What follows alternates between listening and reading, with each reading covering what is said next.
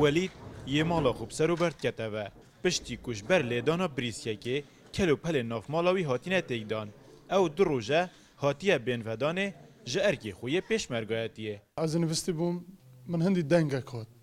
أصرو ما فهم مسكين من خوني من خلقو ديا سنقاش من عيولي خو خلاص كرو أصرو ما فاق خالك باورا موتي أصرو متشيجبو منا ما خوني مخري عدني دربا لیدانا بریسیه زیان گیانی لپاش نبون لیبان خانی کن کریو کلو پل ناف مال جی جناف چوینه وکی کابانیا مالت بیجی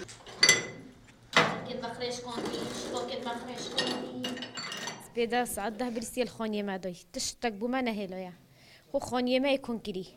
نسالو جانا مجميدة تشتك هربوي نمو يخري صوتي أكاحي هري محكمتي هوري ما نكت أم دل بابوروني بين جومن مخرج كوندين تشتك بما نهيلويا جبر هزا بریسیه دنگیوی همی گند وگرتیه و زیان مادی گهشتینه هند مالن دورو برجی نمازه کلو پلن کاره بی اول اوس خیلی سر وگندی بود دنگه که قوی هات اما همین رو بینه تلفن جواتن گویی خلا قضیه ونه بریسیل مالا ولی توی همین تواری هاتین ام هاتین قضیه که واسه چی بی